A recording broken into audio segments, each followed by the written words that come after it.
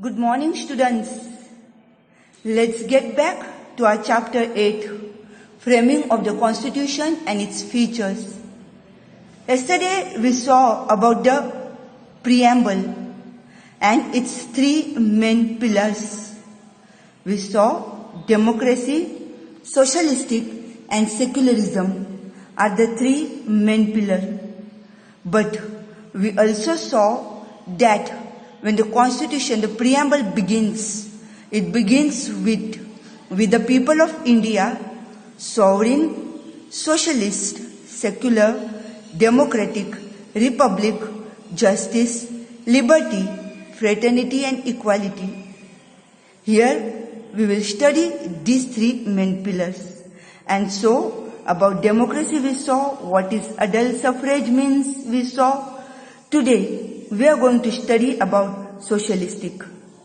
Now, first and foremost, the socialistic word had been added to the Constitution by the 42nd Amendment, 42nd Indian Constitutional Amendment. So remember this and let's begin. So keep your pencils out.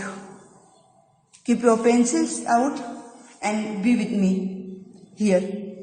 In the year 1976, by 42nd Indian Constitution Amendment, Constitution of India added in the 42nd Amendment the word socialist.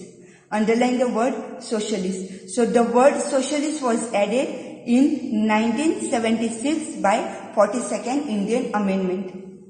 Most of the provisions in the Constitution of India, directly or indirectly, show social revolution which brought social and economic equality and furthered the aim of welfare state. So students, it brought the economic equality, economic and social equality by how? By showing the social revolution. The principle of socialistic pattern directs social, economic and political equality for citizens as given in the preamble. Underline the students. The principle of socialistic pattern directs what, student? Social, economic and political equality for citizens. We saw yesterday in the preamble, and just before that I read that, like sovereign, socialist, justice, democratic. Why? So over here, as it is said that it also directs social, economic and political equality for the citizens of India. It is now regarded as a prime feature of the state. It reflects the fact that India is committed to, underline these words, to secure social, economic and political justice for all its people. People of India should have this social, economic and political justice. Then, India stands for abolishing all forms of exploitation as well as for securing equitable distribution of income, resources and wealth. Any one particular person should not have power over all assets. Instead, everyone should have equal opportunity by getting facilities and provisions from society and thereby eliminating the discrimination of rich and poor. Now, students, here as it is said, we are supposed to be having the equal distribution, that make a bracket from any one particular person should not have power over all assets, that is a property. Instead, everyone should have equal opportunity by getting the facilities and provisions from society. But students, does it happen? It does not happen, and therefore we see that also there are poor and the rich. Okay, so we are trying to eliminate, we are trying to work on it, we are trying to remove this all, and so that there may have the equal status for the poor and the rich in our country. Therefore, we can say that Constitution of India is a socialistic document. Constitution of India is a socialistic document, or in short, socialistic means a political and economic theory of social organization which advocates that the means of production, distribution and exchange should be owned or regulated by the community as a whole is called socialistic or socialism. Okay, students, if you have doubt, you listen once again. A political and economic theory of social organization which advocates that the means of production, okay students, means of production, distribution and exchange should be owned or regulated by the community as a whole is called socialistic or socialism. The next is a secularism. Now what is the secularism is all about? Secularism, this word, this term, you are very much, maybe you must have heard it. You are familiar with it. So let's see what is this secularism. Okay, be with me students. Unlike the socialistic, this secularism also was added in the constitution. So see, in the year 1976 by 42nd Indian Constitution Amendment, the word secular was inserted. The word secular was added. India is a secular country. India is a secular country. Look over here. Then make a bracket. India is a secular country. India can never become one particular religious country as per the provision of the constitution. And what students? India is a secular country and it cannot become one religious country. It cannot have one religion as in particular. Why? It is given already in the constitution as per the provision made in the constitution.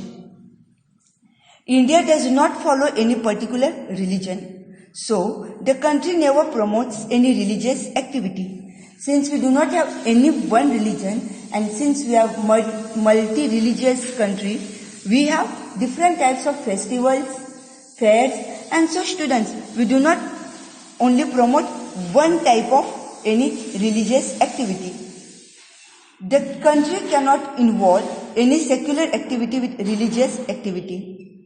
The citizen of the country has freedom to choose his or her religion. Citizen is free to choose whichever religion he wants to practice. And students, once you are 18 and above, you are considered as adult. You can choose, you know what is you require, what is your likeness. And so students, but no one can force you to practice a particular religion. As it is said in a constitution, it's not that I am saying, it is also taught to you in the school, in the syllabus. Then, equal job opportunities and political rights to the citizens are given without any religious discrimination. While giving the jobs and all, we are not supposed to say, you belong to this religion or you belong to this caste. We are not going to give you the job. No. We do not see equal job opportunities are given to everyone. In this way, secularism is the basic foundation and mandatory feature of the constitution. It is a compulsory feature of the constitution. Now, Sarva Dharma Samadrishti and Sarva Dharma Sambhav, Sarva Dharma Samadrishti and Sarva Dharma Sambhav, underline these two words, sentences, are the principles incorporated in the constitution. Make a bracket. So you may be asked the question, which principles are incorporated in the constitution? You should be able to tell Sarva Dharma Samadrishti and Sarva Dharma Sambhav. So no particular religion would be encouraged in any states. There is no prohibition on any citizen to propagate his or her religious belief, trust and faith. Okay? There is no prohibition on any citizen to propagate. Okay? We do not stop any person if he or she is talking about her religion or he or she is talking about their God experience, their faith experience, how they have been experiencing the help of God in their life. We do not stop. Whichever religion he or she belongs to. In fact, it helps us also to grow in our religious faith. Okay? So, now let's see, that is all about the three pillars of the preambles. Let's see about the basic features of the Constitution. Which are the basic features? And there are four. They are like written document, then the size of the Constitution, single citizenship, and the center with strong federal structure. Students, now among this, the fourth point, that is the center with strong federal structure, I will explain you tomorrow as it requires more time and explanation, whereas the other three we will study right now. Okay, the Constitution which came into force on 26 January 1950 is considered as the largest, extensive and detailed written document. Underline that. Largest, extensive and detailed written document. What is this, student? Which is the written document? Our Constitution. Given below is the basic and salient features of it. These are the main and characteristic features of the Constitution. First and foremost, Constitution is a written document. Constitution is a written document except Britain and Israel. Okay, so except Britain and Israel, meaning Britain and Israel do not have, but all the other nations. Okay, so except Britain and Israel, India along with other nations of the world have their Constitution in written form. So like India, all the other nations, all the other countries have their Constitution in the written form. Considering the social, geographical, diversified circumstances and prehistorical notions of the Constituent Assembly has kept the drafted Constitution in written form. So students, our country, India, has a Constitution in a written form, which is the largest, extensive and detailed written document. Okay, and it is drafted. Okay, it is also about it has been notified. It has been brought it into consideration in the Constituent Assembly. So let's see then what is the second point. Second point, as I told you, it's all about the size of the Constitution. So let's see what is the size of the Constitution. Now, the size of the Constitution. Over here on the next page, student, Indian Constitution is divided in 22 sections. Underline that. 22 sections and comprising how many articles, students? 395 articles. So underline that.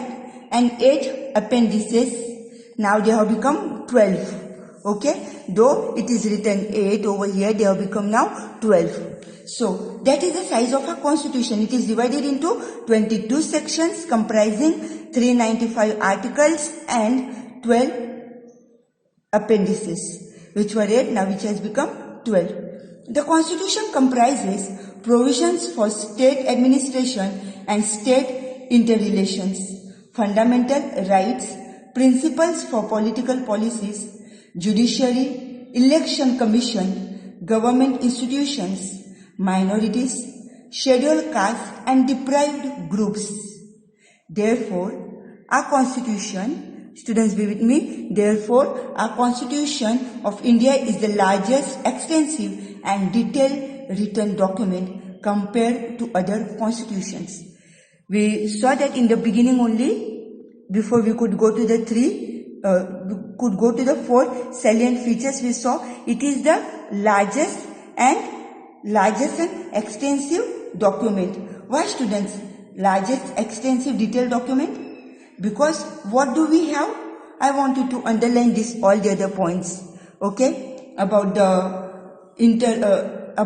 state administration, about the state and interrelation, fundamental rights, principles for the political policies, judiciary, election commission, government institutions, minorities, scheduled caste. See, students, about the deprived groups and all. When they framed the Constitution, they had remembered all these things. So you can see how hard they have worked. Why they took so many 2 years and so many days and all? Because they have to think about all this. And therefore, that is what makes our Indian Constitution the largest, extensive and the detailed document. So suppose if you are asked the question, explain why Indian document is the largest, extensive and detailed written document. Okay, so you are supposed to be writing these points. You know that you have to write the answer in the point form. 6 points for 2 marks. Now, let's see about the single citizenship. What does it tell about the single citizenship? Now, single citizenship is that in America, dual citizenship is given, one for United States of America and the another for state citizenship. So, in America, they have the dual citizenship. They are having 2 citizenship. One is for the United States and one is for the state citizenship. But in India, there is only one single citizenship, irrespective of any religion or state of the country. We do not have, like you belong to Maharashtra or you belong to Gujarat or you belong to Madhya Pradesh. So you have one of state and one of India. No, students. We have only one citizenship, irrespective of any religion or state. Only citizens of Jammu and Kashmir have dual citizenship, one for India and the another for the state of Jammu and Kashmir. Okay, so only Jammu Kashmir has 2, that is a dual citizenship. Otherwise, we all have only one citizenship. Students, that the point number 4, I will explain you tomorrow, as we have to see in detail about the other things, which requires time. So, I am going to stop the class over here. I will send you the board work. I will show you. Please write the board work in your fair note. Answer the questions. Now, see the board work. Over here is the board work. What is the responsible government? What do you mean by that? About the socialistic. How about secularism? And then 2 to 3 questions have been asked to you, which you already have answered here in the online class. Have a good day, students. See you tomorrow.